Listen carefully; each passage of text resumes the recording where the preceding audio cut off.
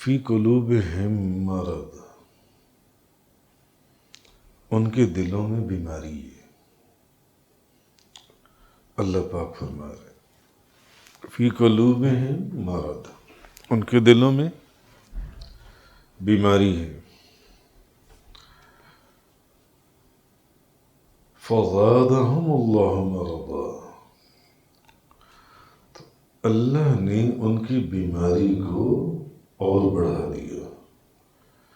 اللہ نے ان کی بیماری کو اور زیادہ کر دیا۔ ان کے دلوں میں بیماری ہے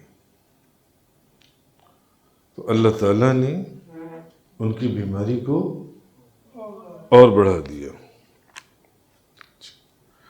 اب بیماری کس چیز کی تھی ان کے دلوں میں؟ منافقت کی بیماری تو ان کے دلوں میں منافقت کی تھی، مگر کس وجہ سے تھی ان کے دلوں میں بیماری؟ اصل معاملہ یہ تھا کہ جب سے پہلے مدینہ منورہ میں نبی پاک صلی اللہ علیہ وسلم کی تشریف آوری سے پہلے ریاست اور حکم یا مشورہ کن کا چلتا تھا؟ یہود کا، یہودیوں کا چلتا تھا۔ تو اب جب سے نبی کریم صلی اللہ علیہ وسلم مدینہ منورہ تشریف لائے تو یہودیوں کی جو ریاست ہے وہ جاتی رہی، ان کی ریاست جا رہی تھی۔ تو بیماری یہ تھی ان کے دلوں کے اندر کہ اس کا غم ان کے دلوں میں پل رہا تھا کہ ہماری ریاست جاتی جا رہی ہے اور نبی کریم صلی اللہ علیہ وسلم کی ریاست یہاں پر اپنی جگہ بنا رہی ہے۔ یہ غم تھا ان کے دلوں کے اندر، یہ تکلیف تھی ان کے دلوں کے اندر۔ اب یہ جب غم ہوا اس طرح کا، تو اس طرح کے غم یا تکلیف کو آپ کس چیز سے تعبیر کرتے ہیں؟ حسد سے۔ حسد کی وجہ سے یہ کیفیت ہوتی ہے نا۔ حسد کی ایک تعریف تو یہ بھی ہے نا کہ یہ چیز میرے پاس کیوں نہیں، اس کے پاس کیوں ہے، ایسا ہے نا۔ تو حسد کی وجہ سے تو جلنا اور حسد کرنا یہ ان کا مرض تھا۔ اللہ پاک نے کیا فرمایا؟ یہ بھی نبی پاک صلی اللہ علیہ وسلم کی شان بزرگی، فی قلوبہم مرض فزادہم اللہ مرضا۔ معبود یعنی اس کی تفسیر میں آپ سے حسد کرتے ہیں اور آپ کی رقابت اور بغض اپنے دل میں رکھتے ہیں، تو ان کے دل کے اندر یہ جو بیماری پیدا ہو گئی ہے، اب اس بیماری کو ہم بڑھاتے جائیں گے۔ ہم نے ان کی بیماری کو بڑھا دیا، فزادہم اللہ مرضا، ہم نے ان کی بیماری کو اور زیادہ کر دیا، ان کی بیماری کو بڑھا دیا۔ اچھا، دوسرا یہ کہ نبی کریم صلی اللہ علیہ وسلم کا جو اقتدار تھا، ہولڈ، وہ بھی روز بروز بڑھتا چلا جا رہا تھا، بڑھتا چلا جا رہا تھا۔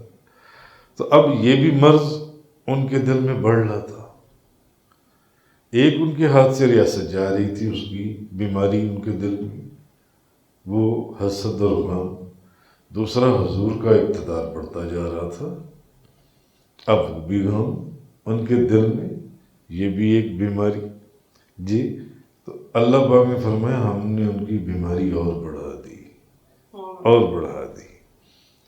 اچھا، دوسرا ایک چیز سے ان کی بیماری، ایک تیسری وجہ تھی، وہ ان کی بیماری اور بھی بڑھ رہی تھی۔ اب وہ وجہ کیا ہے؟ وہ وجہ یہ ہے کہ اصل میں وہ تھے کون؟ ذکر کن کا چل رہا ہے؟ منافقوں کا۔ اب منافق کی تعریف کیا تھی بتائیے؟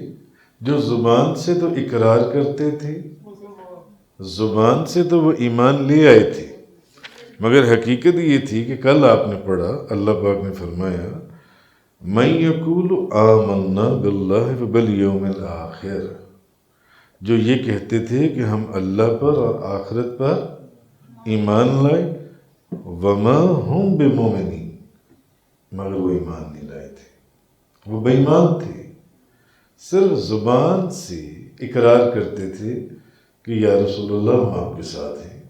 صحابہ کرام کے اندر صحابہ کرام کے لباس میں بیٹھتے تھے، مگر اندر سے وہ منافق تھے۔ اور یہ بات بھی آپ لوگ تفسیر میں پہلے پڑھ آئے ہیں کہ اتنا کافر خطرناک نہیں ہے جتنا منافق خطرناک ہے۔ اسی لیے اللہ تعالیٰ نے منافق کو جہنم کے سب سے نچلے درجے میں جگہ دی ہے جنسی ہے، کافر کو بھی وہاں جگہ نہیں دی جہاں منافق کو جگہ دی ہے۔ کیوں؟ کیونکہ یہ اسلام کا تو انکار کرتے ہی کرتے تھے اللہ اور اس کے رسول کا، مگر اس کے اوپر یہ دھوکہ، ایک تو وہ کافر تھے جو کہتے تھے کہ نہیں ہم نے ایمان نہیں لانا، مگر یہ دھوکہ دیتے تھے، آنکھوں میں دھول جھونکنے کی کوشش کرتے تھے مسلمانوں کی کہ نہیں ہم ایمان لے آئے۔ اچھا، اب ایک تو یہ کہ ان کی ریاست جا رہی تھی، اس کا مرض، ان کی بیماری ان کے دل میں، دوسرا ان کا اقتدار جا رہا تھا، اقتدار نبی کریم صلی اللہ علیہ وسلم کا ہولڈ وہاں پر مدینہ طیبہ میں، تیسرا اب چونکہ یہ منافق تھے، اب یہ بیٹھے تو مسلمانوں کے بھیس میں تھے نا، اب یہ مسلمانوں کے احکامات پر عمل کرنا چاہتے تھے نہیں، تو جیسے جیسے اللہ تعالیٰ کی احکامات یا شرعی احکامات نازل ہو رہے تھے اور مسلمانوں کے اوپر نافذ ہو رہے تھے، تو مجبوراً ان احکامات کے اوپر عمل ان کو بھی کرنا پڑتا تھا۔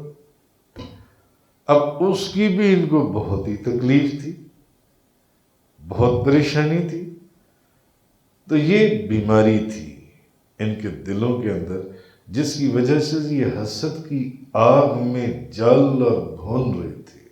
وہ اللہ پاک نے فرمایا فی قلوبہم مرض فزادہم اللہ مرضا، ان کے دلوں میں بیماری ہے تو اللہ نے ان کی بیماری کو زیادہ کر دیا۔